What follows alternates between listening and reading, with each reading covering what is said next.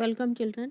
आज की worksheet number 61 चुंबकीय क्षेत्र में धारावाही चालक पर बल। अगर हम किसी धारावाही चालक को चुंबकीय क्षेत्र में रखते हैं तो उस पर किस प्रकार बल कार्य करता है, आज हम इस बारे में जानेंगे। किसी चालक में विद्युत धारा चुंबकीय क्षेत्र उत्पन्न करती है। अगर हम किसी चालक में विद्युत धारा प्रवाहित करें तो वो चुंबक की भांति कार्य करता है और उसके चारों ओर एक चुंबकीय क्षेत्र उत्पन्न हो जाता है। इस प्रकार उत्पन्न क्षेत्र चालक के पास रखे चुंबक पर बल लगाता है। अगर हमने धारावाही चालक के पास कोई चुंबक रखा है तो उस पर क्या होगा, जो धारा के कारण चुंबकीय क्षेत्र उत्पन्न हुआ है वो चुंबक पर बल लगाएगा। चुंबक धारावाही चालक पर भी बराबर और विपरीत बल लगाता है। जिस प्रकार धारावाही चालक चुंबक पर बल लगाता है उसी प्रकार धारावाही चालक पर चुंबक भी बराबर परंतु विपरीत दिशा में बल लगाता है। प्रयोग करने पर यह पाया गया कि जब चालक में धारा की दिशा बदलने पर, अगर हम चालक में धारा की दिशा बदल दें तो लगने वाले बल की दिशा भी बदल जाती है। और यदि चुंबकीय क्षेत्र की दिशा बदलने से धारावाही चालक पर लगने वाले बल की दिशा बदल जाती है। तो अगर हम चालक में धारा की दिशा बदलें तो भी लगने वाले बल की दिशा बदल जाती है, और जब हम चुंबकीय क्षेत्र की दिशा बदलते हैं तो भी लगने वाले बल की दिशा बदल जाती है। इसका क्या मतलब हुआ बच्चों? इसका मतलब है हम कह सकते हैं कि चालक पर बल की दिशा धारा की दिशा और चुंबकीय क्षेत्र की दिशा पर निर्भर करती है। तो चालक पर जो बल की दिशा है वो किन दो बातों पर निर्भर करती है, वो धारा किस दिशा में बह रही है और चुंबकीय क्षेत्र किस दिशा में लग रहा है, इस बात पर निर्भर करती है। जो उपकरण धारावाही चालक और चुंबकीय क्षेत्र का उपयोग करते हैं, दैनिक जीवन में हम कौन से ऐसे उपकरण हैं जिनका उपयोग करते हैं जिसमें धारावाही चालक और चुंबकीय क्षेत्र का उपयोग किया जाता है, वो कौन से हैं बच्चों? जैसे विद्युत मोटर का उपयोग हम करते हैं बहुत सारी जगहों पर अपने घरों में, लाउड स्पीकर, माइक्रोफोन आदि में धारावाही चालक और चुंबकीय क्षेत्र का उपयोग किया जाता है। चुंबकीय क्षेत्र में धारावाही चालक पर बल की दिशा हम कैसे ज्ञात करेंगे? बल किस दिशा में लग रहा है, इसे ज्ञात करने के लिए फ्लेमिंग के वाम हस्त का नियम आपको पढ़ना होगा। फ्लेमिंग ने अपने वाम यानी बच्चों उल्टा होता है या बायां होता है, तो वाम का क्या मतलब होता है? वाम का मतलब होता है बायां। लेफ्ट हैंड रूल, इसको हम कहते हैं फ्लेमिंग का लेफ्ट हैंड रूल। तो फ्लेमिंग के लेफ्ट हैंड रूल से या फ्लेमिंग के वाम हस्त नियम से का उपयोग करके हम धारावाही चालक पर बल की दिशा ज्ञात करते हैं। अब ये नियम क्या है? इस नियम के अनुसार अपने बाएं हाथ के अंगूठे, तर्जनी और मध्यमा को इस प्रकार फैलाएं कि वे परस्पर लंबवत हों, जैसा कि इस चित्र में आपको दिखाया गया है।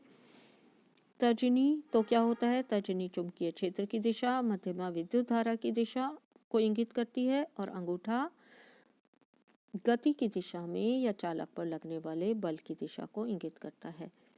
तो यहाँ पर आपको अपनी 3 फिंगर्स लेनी है। कौन कौन सी? एक 4 फिंगर यानी कि तर्जनी, दूसरा आपको अंगूठा और तीसरी आपको सबसे लंबी वाली उंगली लेनी है जिसको हम क्या कहते हैं? मध्यमा। इन तीनों को आप इस प्रकार फैलाएं कि तीनों एक दूसरे से लंबवत हों, अर्थात तीनों के बीच में 90 डिग्री के एंगल बन रहे हों। तो आपका जो तर्जनी है, पहली वाली फिंगर है, वो चुंबकीय क्षेत्र की दिशा बताएगी। ये चुंबकीय क्षेत्र लग रहा है, इससे लंबवत आगे की ओर विद्युत धारा प्रवाहित होती है। मध्यमा आपका ये विद्युत धारा की दिशा दर्शाती है। तो जो अंगूठा है वो आपको बल की दिशा बताता है, तो अंगूठा बल की दिशा बताएगा। यहाँ पर आपको इसका रे डायग्राम दिया है, किरण आरेख। ये बल की दिशा है, ये अंगूठा है, मतलब आपका ये चुंबकीय क्षेत्र की दिशा बता रहा है। इसका मतलब ये कौन सी उंगली है? 4 फिंगर या तर्जनी है। और विद्युत धारा की दिशा हम मध्यमा इस वाली उंगली से दर्शाते हैं। तो ये आपको याद करने की एक तरकीब दी है। अगर आप बिना तरकीब के याद कर सकते हैं तो बहुत अच्छी बात है बच्चों, इसे आप आराम से याद भी कर सकते हैं। याद करने का आसान तरीका दिया है, फादर बल, मदर चुंबकीय क्षेत्र और चाइल्ड विद्युत धारा। अगर इन तीनों को मान ले तो फादर क्या हो गया आपका अंगूठा, मदर क्या हो गई आपकी बड़ी वाली उंगली चुंबकीय क्षेत्र, 4 फिंगर, बड़ी वाली उंगली नहीं हुई, और जो सबसे लंबी वाली मध्यमा उंगली है वो बच्चे हैं तो वो विद्युत धारा दिखाते हैं। अगर आप इसको बिना इस याद करने के तरीके के दिए बिना ही याद कर सकते हैं तो बच्चों याद कर लीजिए इसको कि अगर हम अपने बाएं हाथ के आपको क्या क्या फैलाना है, अंगूठा फैलाना है, तर्जनी यानी पहली वाली उंगली और मध्यमा यानी लंबी वाली उंगली, इन तीनों को इस प्रकार फैलाएं कि तीनों एक दूसरे के लंबवत हों। तो तर्जनी क्या दिखाएगी आपकी, तर्जनी चुंबकीय क्षेत्र की दिशा दिखाएगी, मध्यमा विद्युत धारा दिखाएगी, और जो अंगूठा है वो क्या दिखाएगा, अंगूठा सबसे स्ट्रांग होता है तो ये बल की दिशा दिखाएगा। इस प्रकार आप इसको याद कर लीजिए। क्वेश्चन आंसर, फर्स्ट क्वेश्चन में आपसे पूछा गया है फ्लेमिंग के वामहस्त का नियम बताइए। तो फ्लेमिंग के वामहस्त का नियम आप यहाँ पर लिखा हुआ है और नहीं तो यहाँ से आप देख सकते हैं इसको। फ्लेमिंग के वामहस्त के नियम के अनुसार यदि बाएं हाथ के अंगूठे, तर्जनी और मध्यमा को इस प्रकार फैलाएं कि वे परस्पर एक दूसरे के लंबवत हों तो तर्जनी चुंबकीय क्षेत्र की दिशा, मध्यमा विद्युत धारा की दिशा और अंगूठा चालक पर लगने वाले बल की दिशा बताएगा। आपको सिंपल इस तरह याद करना है। क्वेश्चन नंबर 2, क्वेश्चन नंबर 2 में आपसे पूछा गया है यदि विद्युत धारा पूर्व से पश्चिम दिशा की ओर और चुंबकीय क्षेत्र की दिशा उत्तर से दक्षिण की दिशा की ओर हो तो चालक पर लगने वाले बल की दिशा। ये हम कैसे ज्ञात करेंगे बच्चों, ये हम फ्लेमिंग के लेफ्ट हैंड रूल या वाम हस्त नियम से ज्ञात करेंगे। हमें क्या करना है, विद्युत धारा की दिशा पूर्व से पश्चिम दिखानी है और चुंबकीय क्षेत्र की दिशा उत्तर से दक्षिण, तो बल की दिशा अपने आप हमें पता चल जाएगी। तो इसके लिए हम क्या करेंगे, इसके लिए पहले हम एक रे डायग्राम इस तरह बनाएंगे जिसमें चुंबकीय क्षेत्र उत्तर से दक्षिण की ओर दिखाया गया हो और विद्युत धारा पूर्व से पश्चिम की ओर दिखाई गई हो। ये क्या है आपका ईस्ट पूर्व,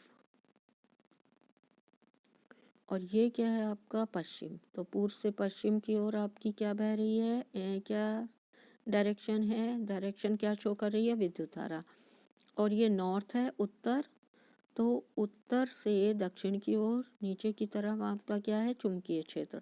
अब आपको बताना है कि बल की दिशा कहाँ आएगी। तो इसके लिए बच्चों हम क्या करेंगे, यहाँ पर देखिए मैंने आपके लिए ये आप बना सकते हैं और इससे आप निकाल सकते हैं बच्चों। ये देखिए यहाँ पर आपको 3 पट्टियाँ लेनी हैं और 3 पट्टियाँ लेकर क्या बनाना है, उनको एक दूसरे के लंबवत जोड़कर और उन पे ये 3 नाम लिख देने हैं। कौन कौन से, ये विद्युत धारा की दिशा। तो ये जो विद्युत धारा की दिशा है ये कौन दर्शाता है बच्चों, विद्युत धारा की दिशा दर्शाती है आपकी मध्यमा।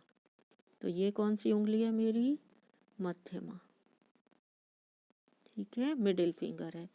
चुंबकीय क्षेत्र की दिशा, ये चुंबकीय क्षेत्र की दिशा दर्शा रहा है।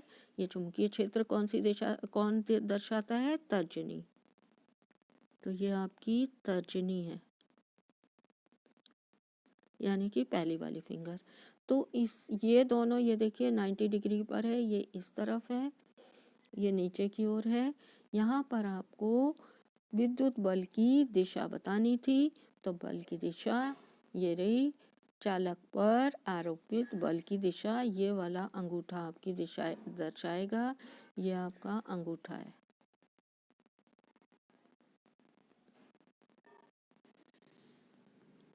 अंगूठा। तो अगर आप इस तरह 3 स्ट्रिप लेकर उनको अपनी उंगलियों की तरह एक दूसरे से 90 डिग्री पर जोड़ें। यहाँ पर मैंने फोल्ड रखे हुए हैं, तो इसे भी हम फोल्ड कर सकते हैं और इसे भी और इसे भी, यहाँ से हम इन्हें मोड़ सकते हैं।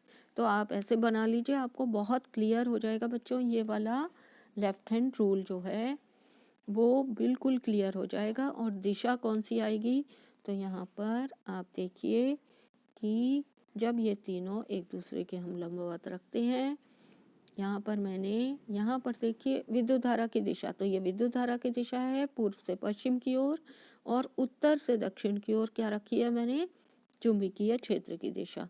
तो बल की दिशा कहाँ पर आ रही है, यहाँ पर बल की दिशा आ रही है आपकी अंदर की ओर, पेच की ओर।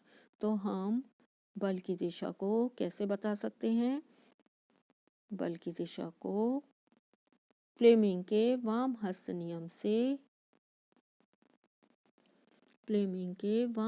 नियम के अनुसार बल की दिशा लंबवत ऊपर की ओर या ऊपरी मुखी होगी। तो आपको आंसर ये लिखना है। साथ में क्या करना है बच्चों, साथ में आपको इस तरह एक तीर के निशान से दिशाएं बतानी है। ये जैसे दिखाया हुआ है, पश्चिम से पूर्व की तरफ क्या जा रही है, विद्युत धारा, और उत्तर से दक्षिण की ओर, नीचे की ओर आपकी क्या जा रहा है, चुंबकीय क्षेत्र। तो बल की दिशा यहाँ पर ऊपर की ओर निकल रहा होगा। ये आप इस पट्टी से दर्शा रहे हैं। तो यहाँ पर ये देखिए, ये आपका आंसर निकल के आता है। ये ऊपरी मुखी होगी और इन दोनों से लंबवत होगी। इन दोनों के लंबवत ऊपरी मुखी दिशा में, अपवर्ड दिशा में हमें बल की दिशा होगी। क्वेश्चन नंबर 3 में आपसे पूछा गया है, एक इलेक्ट्रॉन चुंबकीय क्षेत्र में समकोण पर प्रवेश करता है। यहाँ पर आपको क्वेश्चन में दिया हुआ है, क्वेश्चन में आपको ये चुंबकीय क्षेत्र दिया है। चुंबकीय क्षेत्र इस डायरेक्शन में है, इसके लंबवत कौन एंटर करता है, समकोण पर इलेक्ट्रॉन प्रवेश करता है। चित्र में दिखाया गया है, इलेक्ट्रॉन पर लगने वाले बल की दिशा आपको ज्ञात करनी है। तो ये हम कैसे ज्ञात करेंगे बच्चों, यहाँ पर देखिए, आपको पता है कि जब किसी इलेक्ट्रॉन की जो गति होती है उसके विपरीत दिशा में क्या होती है, विद्युत धारा प्रवाहित होती है। तो फ्लेमिंग के वाम हस्त के नियम के अनुसार आरोपित बल की दिशा चुंबकीय क्षेत्र और धारा दोनों की दिशाओं के लंबवत होती है। यह अभी आपने पढ़ा है। हमें पता है कि विद्युत धारा की दिशा कहाँ होती है, विद्युत धारा की दिशा इलेक्ट्रॉनों की गति की दिशा के विपरीत होती है, ये हम जानते हैं। तो आरोपित बल कहाँ लगेगा, आरोपित बल की दिशा कहाँ होगी, आरोपित बल की दिशा कागज में भीतर की ओर जाते हुए अर्थात अधोमुखी होगी, नीचे की ओर। ये इस क्वेश्चन का आपका आंसर है। पहले आपको ये बताना होगा कि आपको कौन सी बातें पता हैं। फ्लेमिंग के वाम हस्त नियम के अनुसार आरोपित बल की दिशा चुंबकीय क्षेत्र और धारा दोनों की दिशाओं के लंबवत होती है। अभी आपने फ्लेमिंग के लेफ्ट हैंड रूल में ये पढ़ा है। और आपको पता है कि विद्युत धारा की दिशा इलेक्ट्रॉनों की गति की दिशा के विपरीत होती है। तो आरोपित बल की दिशा कहाँ जाएगी, आरोपित बल की दिशा जो आपसे पूछा गया है कागज में भीतर की ओर जाते हुए अधोमुखी होगी। Thanks for watching.